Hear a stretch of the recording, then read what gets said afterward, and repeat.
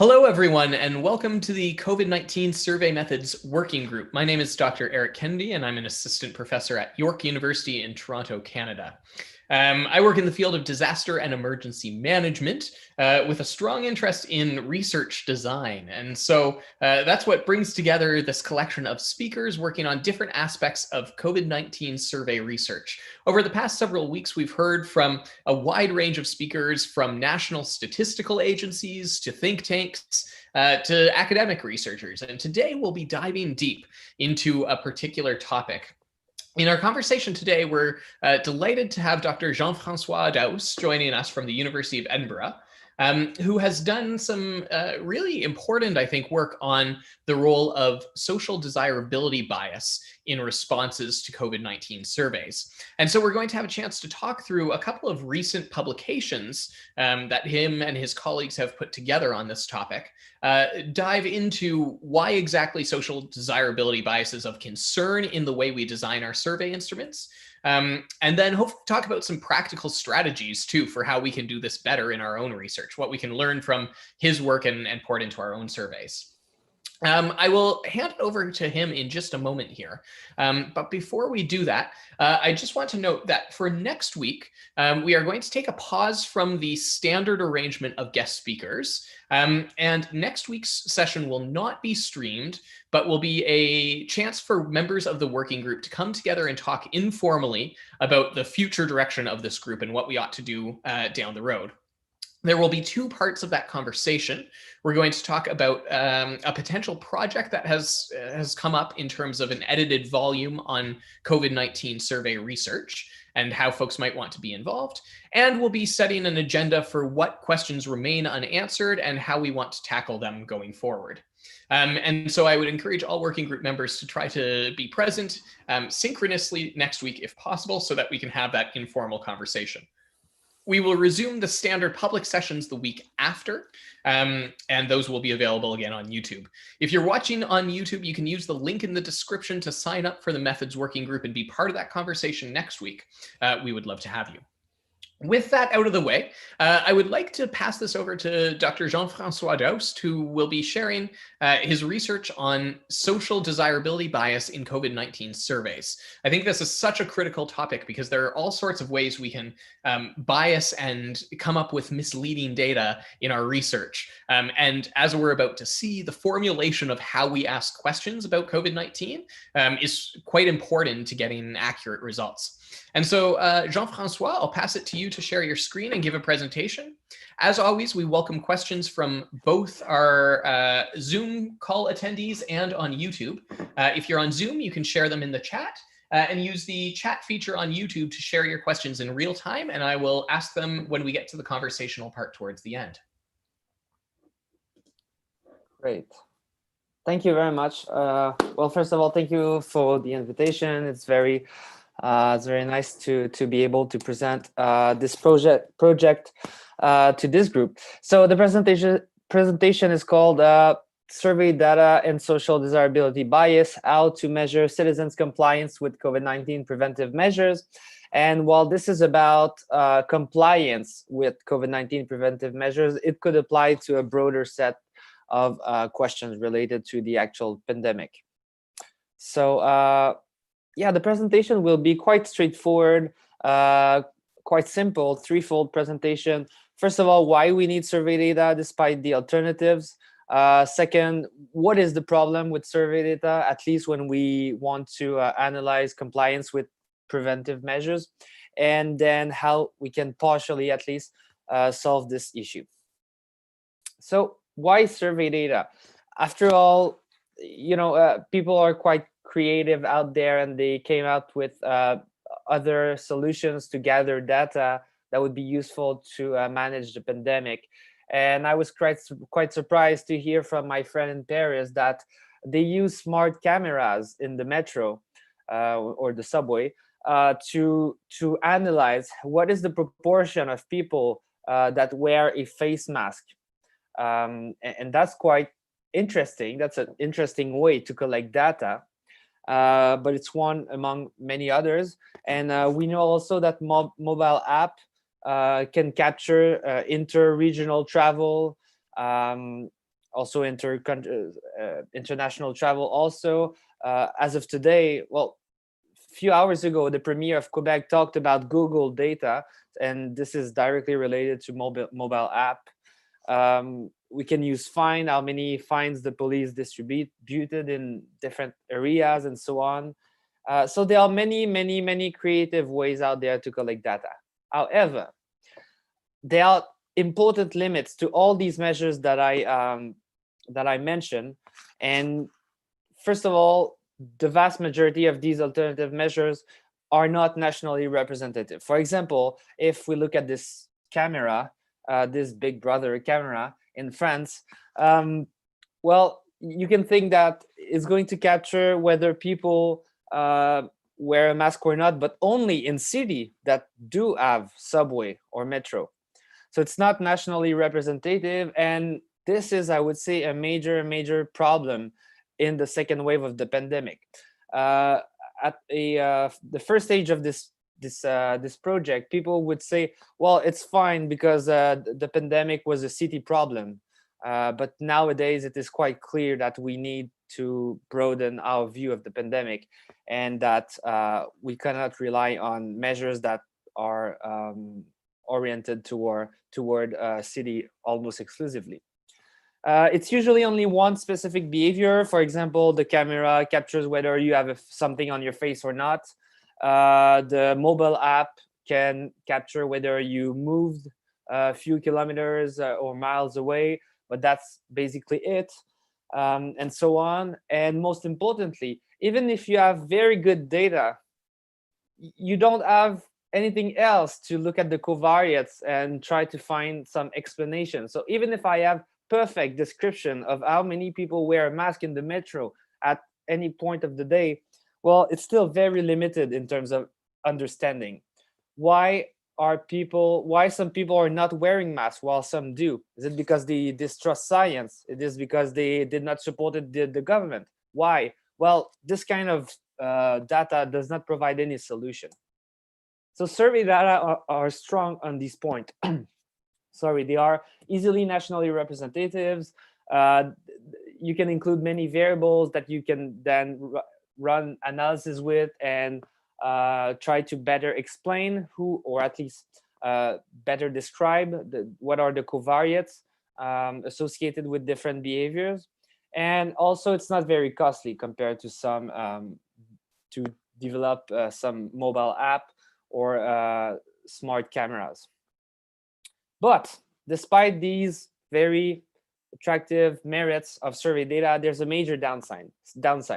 Social desirability bias. Sorry. When the camera looks at the people in the subway, there is a 0 or a 1 associated to each face that the camera sees, and that's it.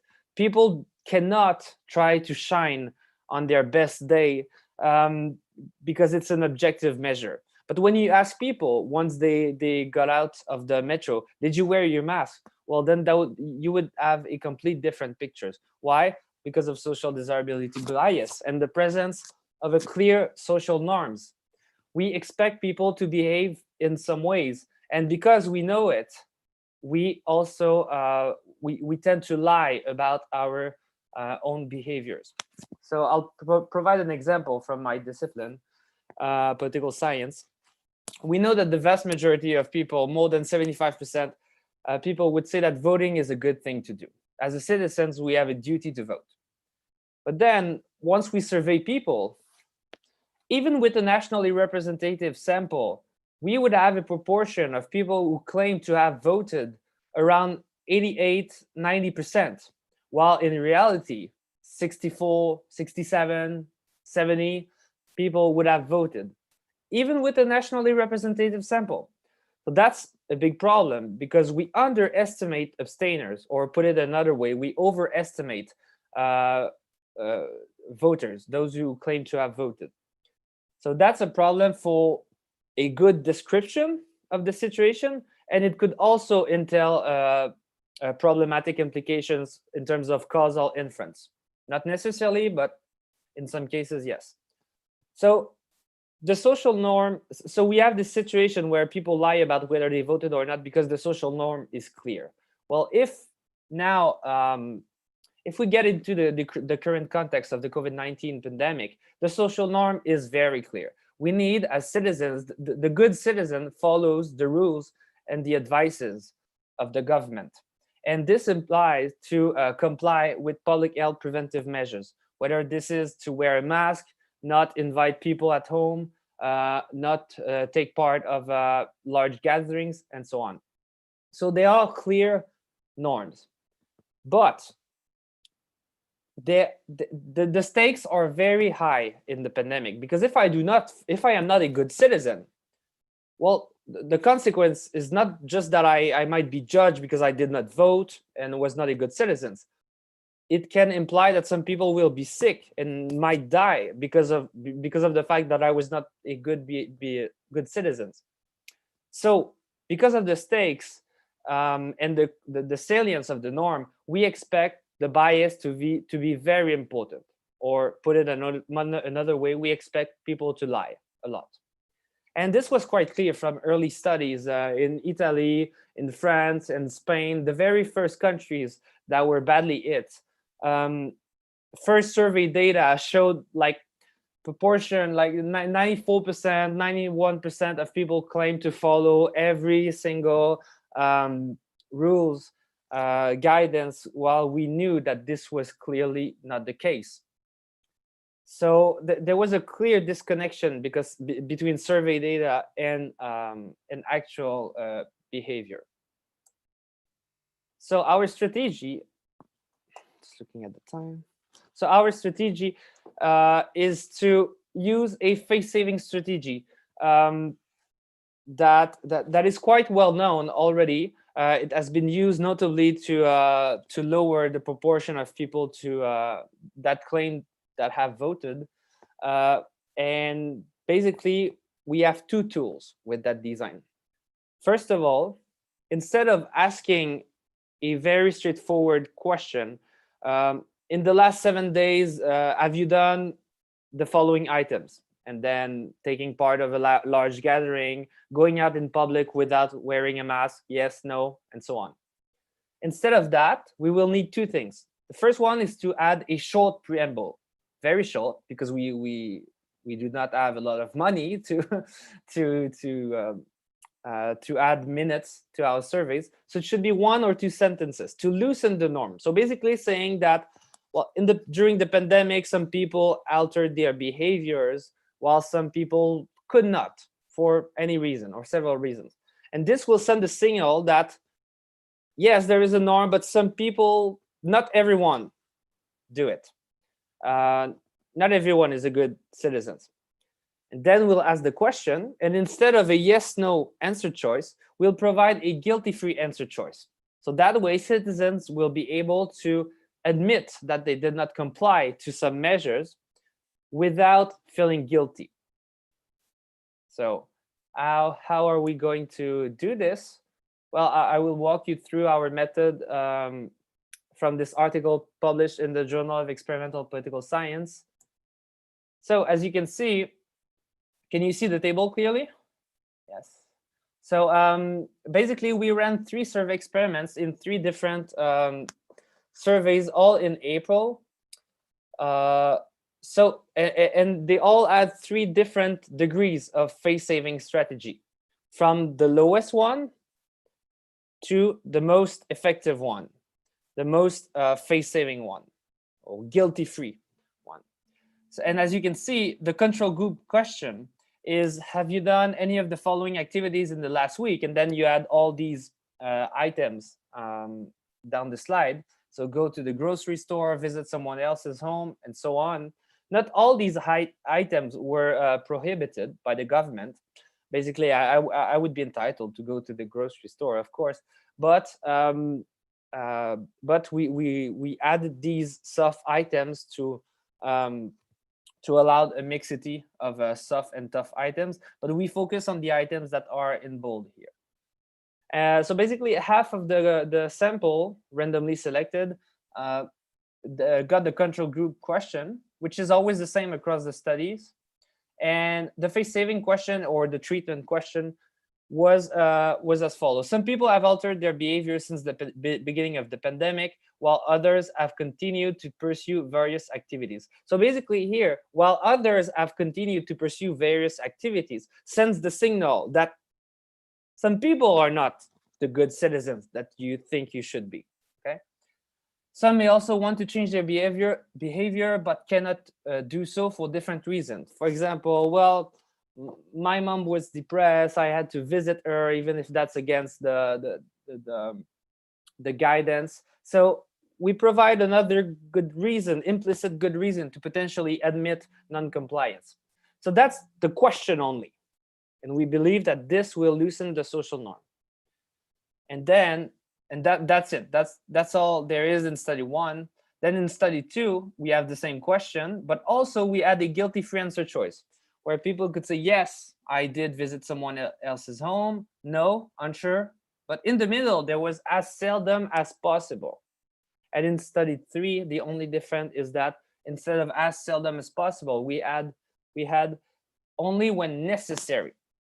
So basically, people could save their face by saying, yes, I was not a good citizen, but only because it was necessary, which we do not care about. All we have to know is, all we are interested in is to have a better description of the reality, no matter why they did so.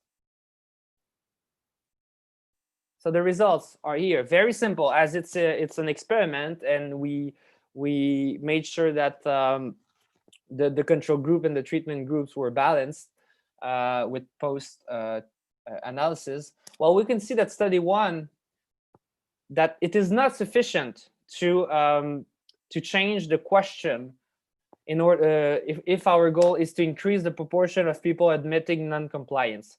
It goes in the differences goes in the expected direction, but the differences are substantially very small. In study 2, we can see that the differences are somewhat larger than study 1. This can only be due to the addition of a guilty-free answer choice, because in an experiment setting, that's the only thing that differed. And finally, study 3, we can see that the differences are large. If you think about it, it's quite amazing, because we had a mean of about, let's take item 1, visit someone else's home.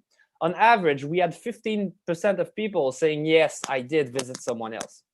But now, when it was asked with the main question that everyone uses when they survey on COVID, it was only 10%. 10%. That's an important underestimation of the reality. And when we use the face-saving question, it jumped to 21%. So basically, it doubled the proportion. That's quite crazy when you think about it. You need variance to explain some behavior, and you double the variance using that face-saving strategy. So I would say that substantially speaking, these effects are huge. It might seem like only 11 percentage point, but still in social sciences, 11 percentage point is big, and it's even more substantially important given that the baseline was very low. So you double the amount of variance that you have. So that's the first study. The merits and the limits. We were able to show that the face-saving strategy works, but only when you have both a preamble, so 1 or 2 sentences, and you had an efficient guilty-free answer choice. But these 3 survey experiments were all conducted within the same context. So basically Canada, April to 2020. Is it generalizable beyond this context when there will be less cases, less positive cases, less death, and so on, or other cultures maybe? Well, that's a question that we cannot answer at this stage. So in June, we replicated the face-saving strategy, and half of the sample got the control group, half of the sample got the face-saving treatment, and we basically reached the same conclusion in Canada. A positive and substantial effect of about 10 percentage points, but it depends on whether the item was a sensitive item where there is a clear norm or not. So as you can see, panel 1 includes some items that were clearly either prohibited or discouraged. So not wearing a mask, we can see some differences here. No physical distance, we can see about 12 percentage points differences. Here, the differences are not so small. Host someone over, about 10 percentage points, or 8 here. But take public transport, no substantial difference here, which makes sense because there is no social norm that you should not take public transports, right? Yeah, so basically the effects are 8 out of 8 in the expected direction, and substantially large for most of the items for which there is a norm. So it really works, at least in Canada in April and in Canada of June. But does it work elsewhere?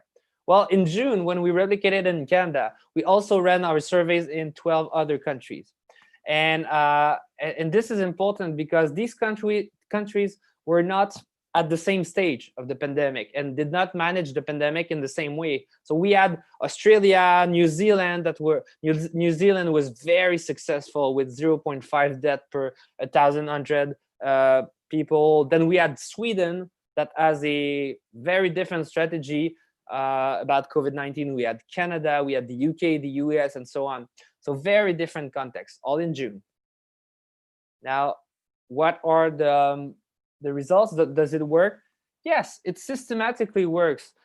47 out of 48 differences between the control group and the treatment, the face-saving treatment, shows that people are more willing to admit non-compliance when they have the face-saving question. And these differences are substantially very important. Here, the scale is from the minimum to the maximum, so it might appear small, but it is quite often that the differences are about 12, 14, 15 percentage points in several countries on items like hosting someone over. If you look at Poland, well, the basic question, about 35 people admitted that they host people at their place. Well, if they received the face-saving question, it increased to 60%. So these effects are very important. They are systematically in the expected direction and across 12 countries. So we think that this is strong support for the face-saving strategy. And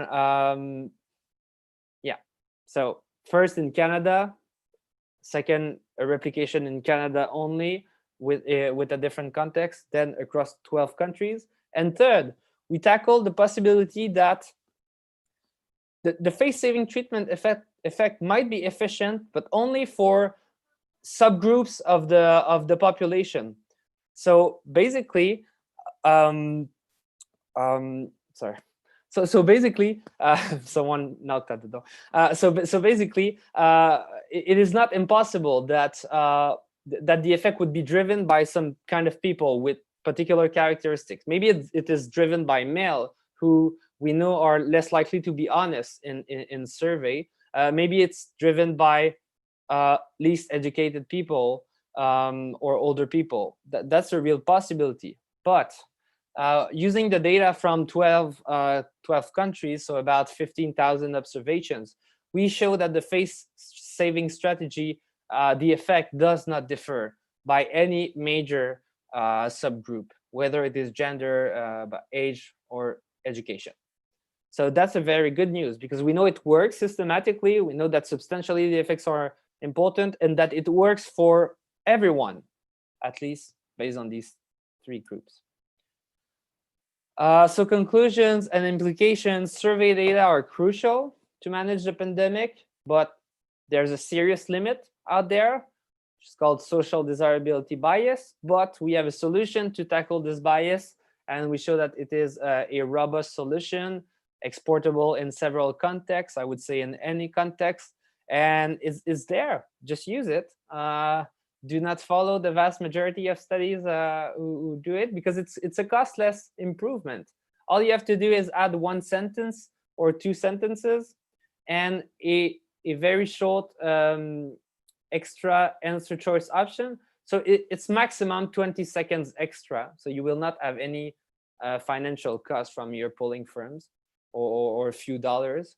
So, but it truly improves the data that you will obtain. So it's there, use it, and there you go. Perfect. Jean-Francois, thank you so much for being willing to share with us here. I do want to ask just one technical question that came up in the chat. Simon was asking about how the responses were scored when you introduced more answers. So I don't know if you'd be willing to go back to that slide, and then perhaps we can stop the slide share and have a conversation about some of the bigger questions. Yeah. So yeah. That's a very good question, because yeah, it's the dependent variable. So basically, we are interested in having people willing to admit that they did not comply to some preventive measures.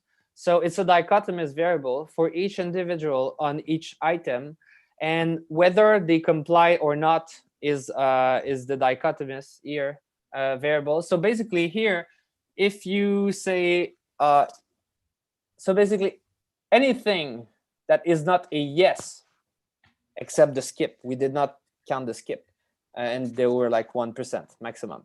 Anything that is not a yes is taken as non-compliance. But in the paper, we show that even if we focus only on the yes, even if we exclude the unsure or the don't know, it still works very well. But yeah, in a nutshell, my answer is that anything that is not a yes is counted as non-compliance.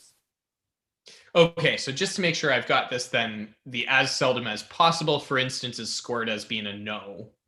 Exactly, because necessarily you did not comply with the preventive measure at least once. Interesting. Okay, and there is one other just technical question here before we get into some of these bigger ones, which is to repeat the distinctions between the control and intervention groups. So maybe you can show us here on the experimental chart, and then show us again on the results chart, the differences between the control and intervention groups. Okay, so let's take a concrete example. Let's say that I am in study 3 and I received the control question. The question I will have is, have you done any of the following activities in the last week? And then all the items. And my answer choices are yes, no, or unsure. Okay. Anything that is not a yes is taken as non-compliance. So no or unsure. Okay. And let's say that I am interested in visit someone else's home. Well, then here, study 3, control group is here, the darker bar. Well, you can see that people who, like me, were in study 3 and received the control condition, we are 10% to be coded 1. That's what it means. Oh no, there's a big typo image. It should be mean of non-compliance here. Maybe that's the source of the confusion. But basically, yeah, so it's mean of non-compliance. So 10% of my group said that they did visit someone else. Okay. And if I go back, so okay, let's say I got a face-saving question. I got these 2 sentences to loosen the social norm. Then the very same question, if you look at this question here, it's the very same question, just that there is a preamble here. But in study 3, I got this only when necessary. Well, if I answer only when necessary, it means that I did not comply with the public health preventive measures. So in other words, I did visit someone else's home. So I will be coded 1. And here we would be people who received the face-saving treatment question in study 3. We would be in that chart, in that bar. And we are 21% of us who are non-compliers compared to 10% in the control group. And so just to be clear here then, on the control group here, are they receiving the yes, no question, or are they receiving the face-saving question in your study 3 control group? So the control group is just the straightforward question. That's the control group question. And the answer choices they receive, it's these, and they are these answer choices, right? So that's very simple. That's the simplest question. These are the results for these. So if there would be an n here, it would be n equals 500 people. And here on the top of that chart, n equal 500 people, because they were split. And same thing here, same thing here. Okay, thank you. So I appreciate those technical questions, but I do want to come to some of the questions that have come up in the chat, because I think there's some big picture items and some implications that we want to talk through. So as a reminder, if you're on the Zoom call, please feel free to share your questions in the chat, and I'll try to group them thematically and give us some flow over the next 20 minutes or so. And if you're on the YouTube live chat, YouTube stream, feel free to share them in the live chat there, and I'll try to ask those as well. So to start us off into this question section, I want to draw on a question from Bryn in the chat here, which is that Bryn brings up that in your voting example, there's a very clear objective reality against which to compare. Right? So in the voting example, we can look at voting rates as a result of counting up ballots versus the number of people who report, or the fraction of people who report having voted. And so the correspondence between that is relatively straightforward, and arguably there's a more objective measure in play here. Can you address that in your study here? Where is the objective measure to obtain and to compare for your measures of bias here? Yeah, so that's the issue of benchmark. And yeah, studies on voter turnout have that advantage that they can compare their strategy and see how closer they get to the reality. In our case, we do not have this benchmark. We do not have this objective measure number that we would like to get closer to. So basically, it is an assumption that the more people admit non-compliance, the closer we get to the reality. And it started from, so my interest in this started from the fact that I read the first 10, 12, 15 studies that were on COVID-19. They all showed that proportion of like 92, 94, 93% of compliance. And I was just, this is not possible. I see people in the streets, and there are still some people going out. It's impossible that you have rates of compliance higher than 90%. But I was not aware of the true percentage of people that were complying. So it's an assumption in a nutshell, but we can do a bit more to convince the reader that we are not overestimating the number, the proportion of non-complier. First of all, it would be problematic if people, because of the treatment, would be willing to say that they did not comply while they did comply. And we think that this is not going to happen. There's no way, but that's an assumption, that people will be willing to admit that that they did not comply while they did comply. Why would you do that? Why would we say that to a survey, right? It does not seem to make much sense, but it's a real possibility. So we could look at different items. So basically, the idea of the face-saving strategy is to loosen the norm and provide a guilty-free answer choice. So following that rationale, it should be stronger for items for which there is a social norm. And it should be less important, the effect should be less important for items where there is no norm.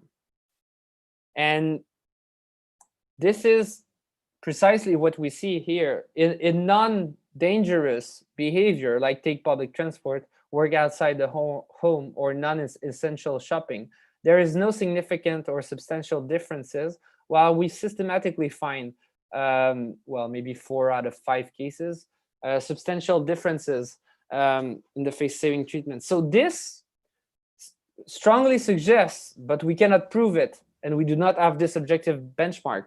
It really suggests that when people are more likely to admit not compliance, it is because of the social norm.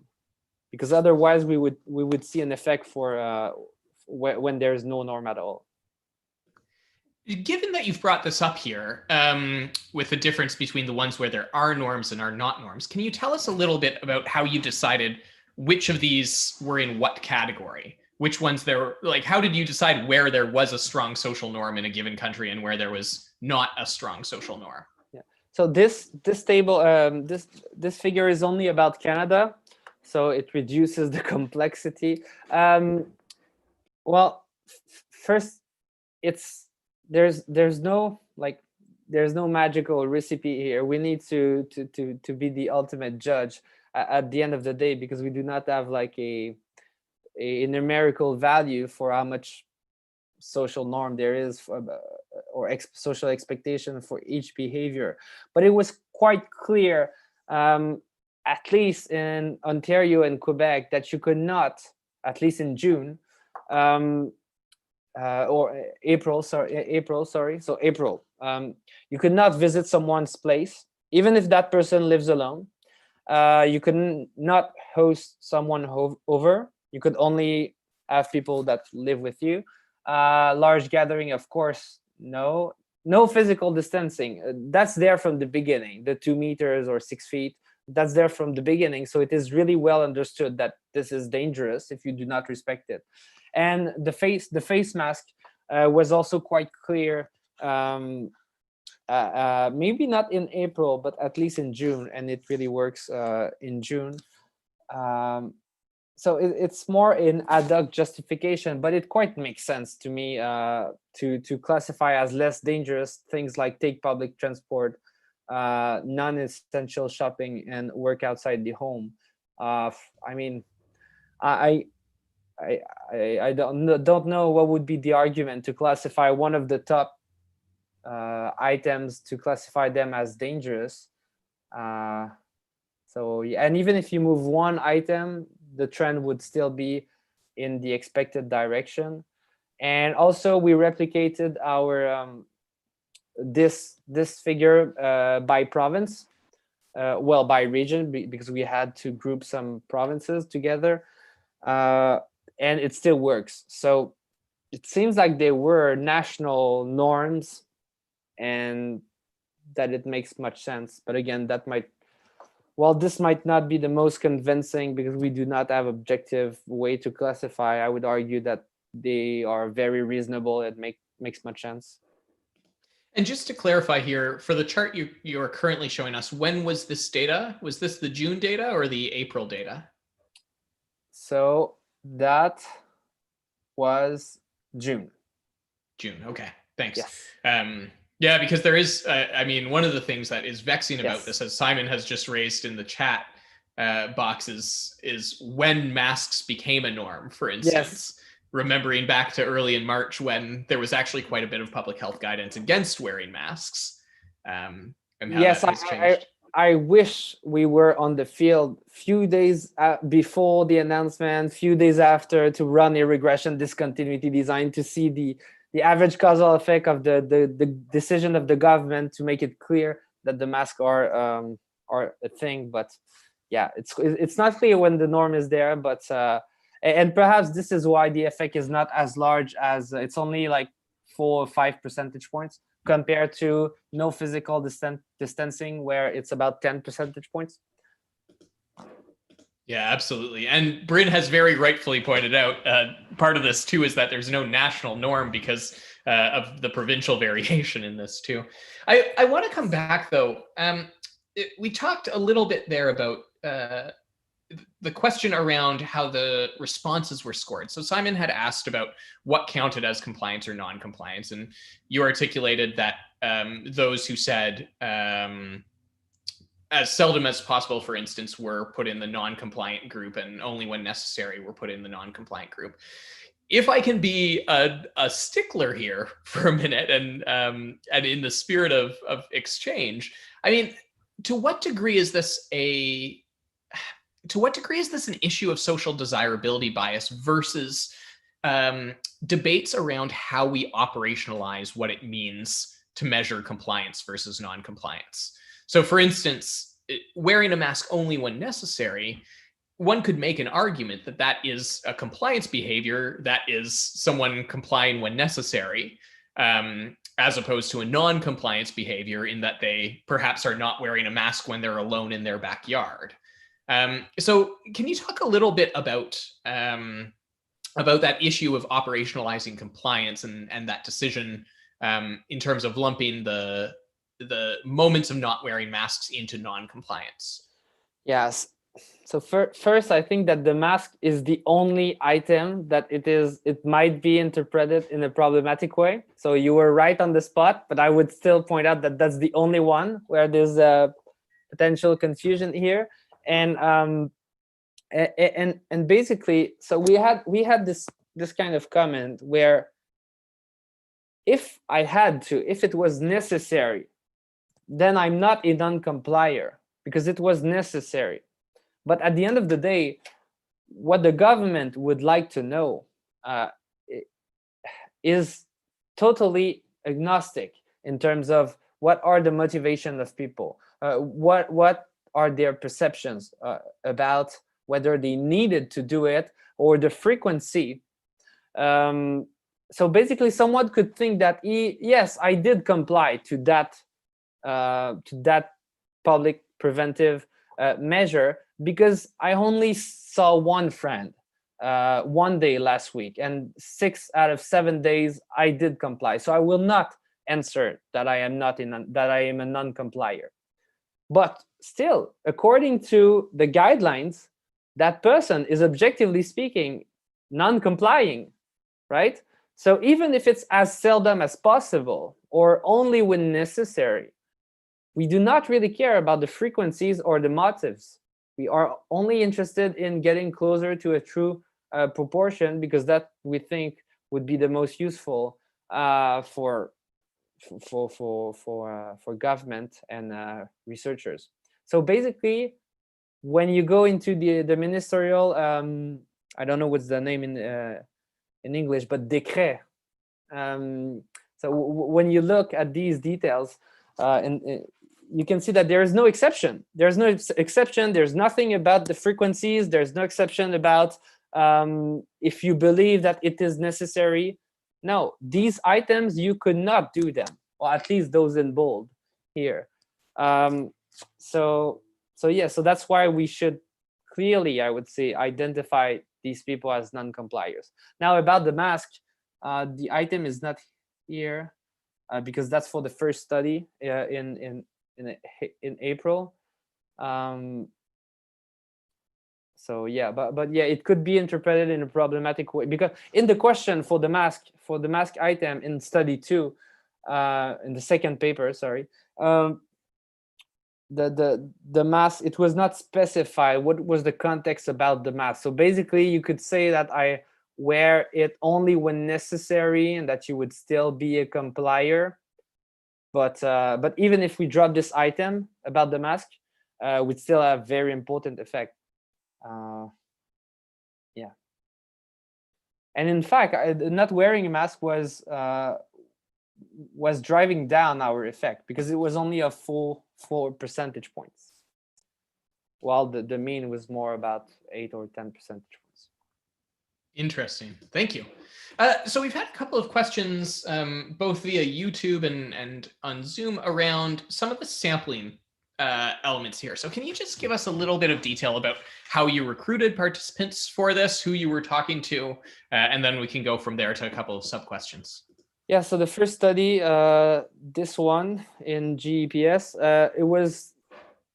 so the first study is from the VoxPop lab, which is run by Clifton at McMaster University. And the second study and the third one, the second was also by VoxPop Lab, which is known for La Boussole Électorale, among others. And the third one is our survey from Léger Marketing, the Canadian polling firm. And these are online quota-based surveys in order to reach a nationally representative population. They use the same weights but whether we should weight or not weight the data using an experimental setting is subject to some debates. But whether we weight it or not does not make any difference, and also whether we use different weights does not make any difference. So yeah, so this first study is Vox Pop Lab, study 1, study 2, and study 3 is Léger Marketing. And then for the second paper, which is the replication in these countries, these are from a partner from Sciences Po Paris, Cevipof, and they mostly surveyed these countries using YouGov, the UK polling firm. But I think for Germany, it was a different firm, and maybe also for Spain, but it was mostly YouGov. And then for Canada, it was also the Léger. And these were, again, online quota sample survey. Thanks. So this is probably not something you had any chance to tackle here, given both the time constraints and logistical constraints, but I'm wondering if you can draw on the literature from political science more broadly. Is there any differentiation in these kinds of social desirability effects in how the survey is conducted? So for instance, I can imagine different degrees of social desirability based on an online anonymous survey versus a face-to-face survey. Has there been any work exploring how the survey mode shapes social desirability? Yes, there are so many studies on this that there is a meta-analysis by someone that I forgot about, but it's in the paper. We cite this meta-analysis, which is very useful. And basically, the punchline is that well, first of all, the expectation is quite clear. If someone is alone in front of the computer, she or he would be more willing to admit some sensitive opinion or behavior compared to if she or he is talking to an individual. And even the characteristic of the interviewers affect how someone is going to respond according to race, gender, and stuff like that. So that's the expectation. And but the meta-analysis shows that while this is true, some highly sensitive behaviors are more likely to be reported using online survey.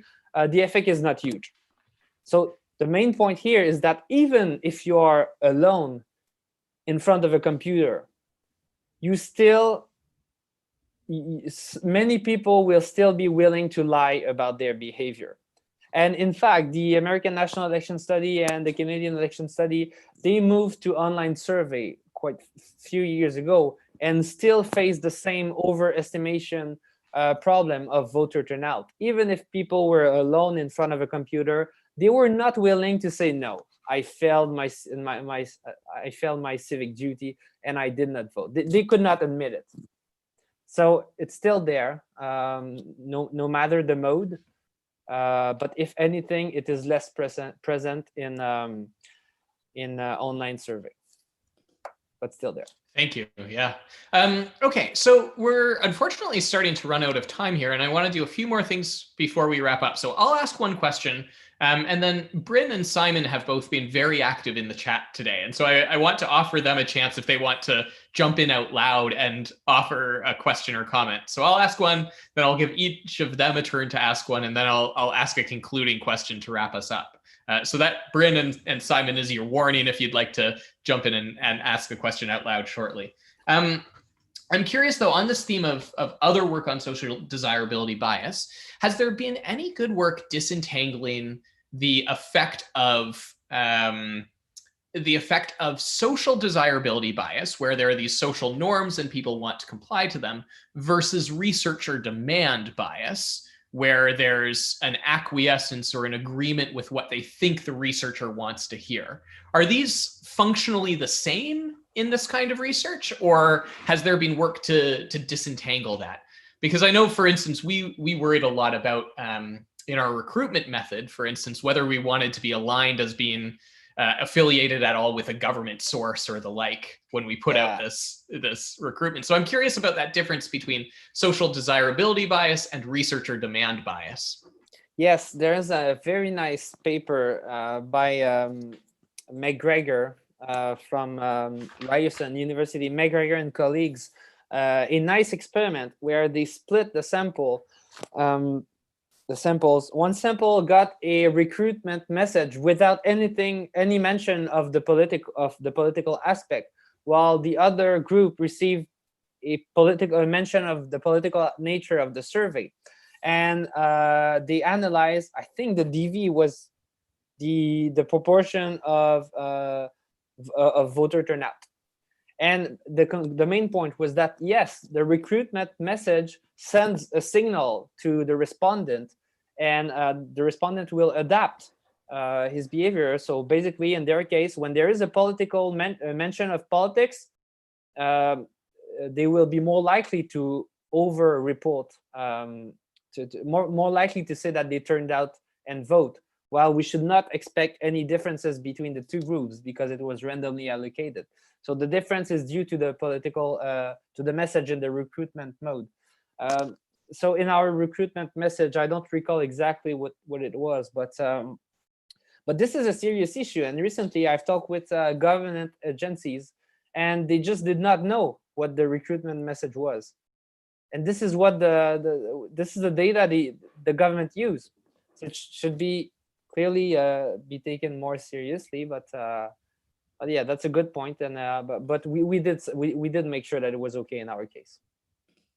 Interesting. Yeah, I mean, I think I've mentioned this briefly before, but we're just about to submit a paper.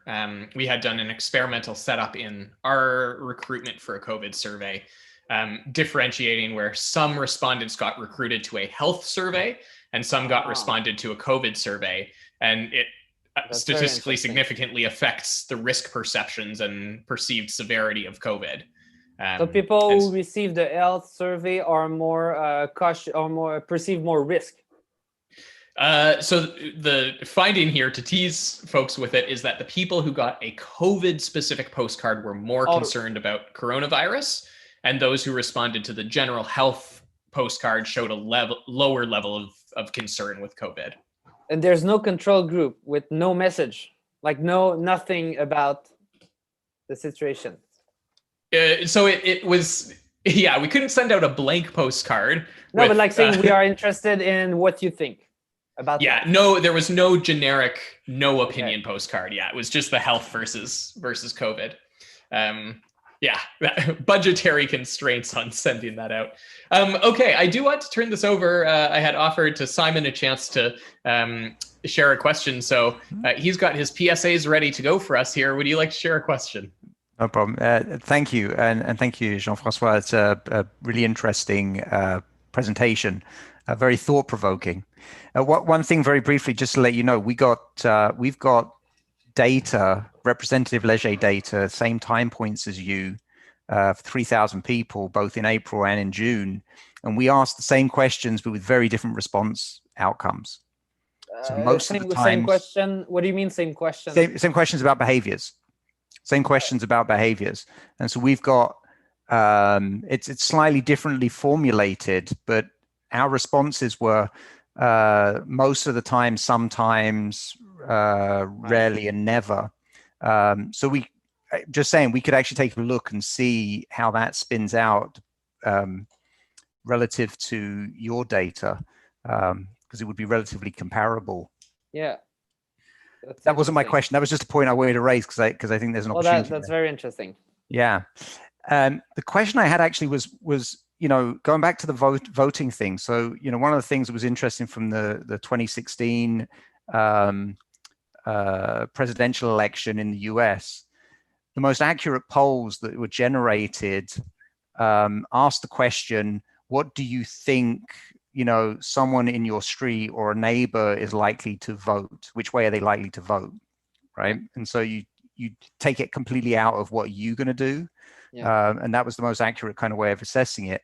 And I just wonder what your thoughts were about using those kind of tactics, even with something like this, because I would imagine that it would probably map relatively well in a similar way. Yes, that's what some people did. Yes, and their rationale was, we know that there is going to be social desirability, so we ask people, what do you think other people, how how other people comply to this item, and this item. And I think that it's it's an interesting strategy. I think it's much more indirect. I much prefer the direct way, asking yourself if I'm able to loosen the social norm. But it's probably, I would need to look at the data, assuming that the more is the better. But if we had more money, we could randomize the control group, the face-saving question, and then the other people question. And that would be interesting. I think it would fall somewhat in the middle of our face-saving question and the control group condition, but not sure. And as I said, asked that question, I suddenly realized that actually within our survey as well, we asked the question of whether people think they are doing more, the same, or less than everyone else. Oh yeah, that's so we might be able to triangulate some of that. Yes, we also asked enter the proportion, the percentage of people. What do you think is the proportion of people that do this and this and this? So you can see. So the idea was to test a certain conformity behavior here. So yeah, that's certainly interesting. Okay. Thanks so much, Simon. One of the things I really miss about our terrible virtual world is the way we could have just informal conversation around a seminar room in person in real life. So I'm glad to have had that exchange, and hopefully this can foster more conversation. Bryn, I think, was going to pass on the question, but I'll give you a half second if you wanted to jump in via audio. Okay, I think he was going to pass for some tech reasons here. And so I guess that brings us almost to the end of our time. So one last quick question and then one quick announcement for the group. My last question to you, Jean-François, is how we think about social desirability bias in circumstances of massively increasing polarization. So as we see really increasing chasms around social norms and political factions, what does that do for research on these kinds of questions about social desirability?